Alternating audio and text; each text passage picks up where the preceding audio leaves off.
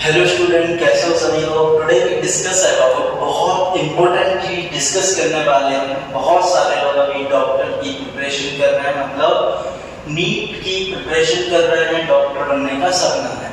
तो हम लोग देख रहे हैं कि complete details how to become different doctors, कि जो अलग अलग डॉक्टर्स होते हैं वो कैसे बनेंगे, कैसे उनका स्टेप है, कैसे उस स्टेप तक हम लोग पहुंचेंगे, कौन कौन से एग्जाम्स देने पड़ेंगे, कौन कौन से डॉक्टर्स हम लोग बन सकते हैं और उनका सैलरी क्या होता है। तो एक एक करके हम लोग इनको अच्छे से समझ लेते हैं। तो सबसे पहले हमारा जो जर्नी स्टार्ट होता है वो स्टार्ट होता है क्लास 10 से। अगर आप क्लास 10 से प्रिपरेशन कर रहे हैं, जिसको हम लोग बोल देते हैं that is a foundation preparation, ठीक है। जो फाउंडेशन कोर्सेज होते हैं उसके अंदर हम लोग इनरोल करते हैं। अगर कोई फाउंडेशन करता है तो बहुत अच्छी बात है, अगर नहीं करता है तो कोई बात नहीं। हम लोग 11th-12th में इसकी प्रिपरेशन करते हैं। अब वो स्ट्रीम हमारा या तो बायोलॉजी से होना चाहिए या फिर बायोटेक्नोलॉजी से होना चाहिए, ठीक है। 12th हम लोग 12th के साथ में नीट एग्जाम को दे सकते हैं। अब हो सकता है आपको इसमें 1 साल लग जाए, 2 साल लग जाए या फिर 3 साल लग जाए। जैसे ही आपका नीट एग्जाम क्वालिफाइड होगा देन हम लोग काउंसलिंग करवाते हैं। 2 से 3 महीने हमें काउंसलिंग में लग जाते हैं।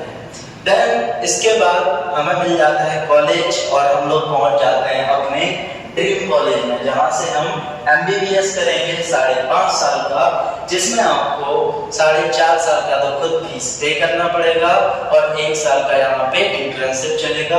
अब अलग अलग कॉलेज में अलग अलग इंटर्नशिप के बेसिस पे आपको पे किया जाता है। ये स्टार्ट हो जाता है 15,000 टू 45,000, ठीक है। इसके बाद अब हम लोग MBBS करने के बाद हमारे पास ऑप्शन होते हैं कि हम लोग मेडिकल ऑफिसर बन सकते हैं, जहां पे हमारा सैलरी 70,000 से 1 लाख तक जाएगा। हम प्राइवेट भी जा सकते हैं, ठीक है, जहां पे हम लोग कितना भी कमा सकते हैं वो हमारे ऊपर है। नीट यहाँ पे हम लोग गवर्नमेंट भी जा सकते हैं, गवर्नमेंट प्रिपरेशन करके कोई अलग फील्ड में भी जा सकते हैं। देन हम लोग यहाँ पे नीट PG भी कर सकते हैं। नीट PG मोस्टली बच्चे जो है वो ड्रॉप लेकर ही देते हैं और ये हमारे कम से कम 1-2 साल का तो ड्रॉप इसमें लग ही जाता है। देन काउंसलिंग कराएंगे और हमें कॉलेज मिल जाएगा। अब हम लोग चलते हैं आगे, ठीक। तो हमारे पास इसमें 2 फील्ड्स आते हैं। एक तो होता है क्लिनिकल। PG करने के बाद हमारे पास 2 ऑप्शन है। एक तो हमारे पास है क्लिनिकल सब्जेक्ट और एक है हमारे पास नॉन क्लिनिकल सब्जेक्ट। अगर हम लोग क्लिनिकल में जाते हैं तो हमारे पास प्रोफेसर ऑप्शन रहता है।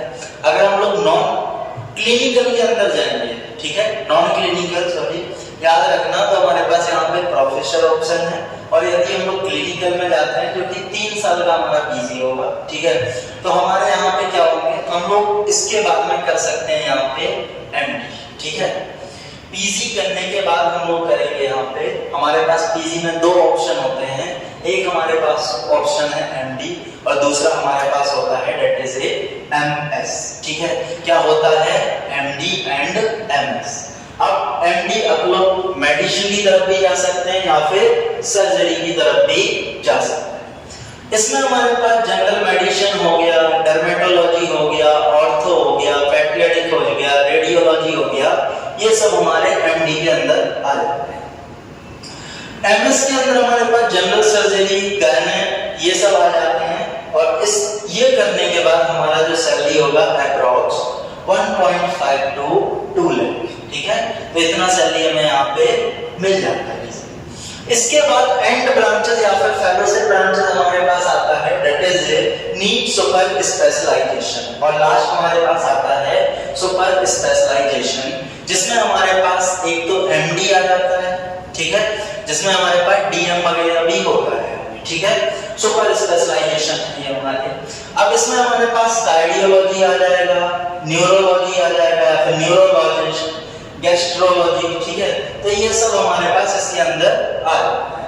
अब हमारे पास MSc आता है या फिर MCH भी बोलते हैं that is a master of surgeries, ठीक है।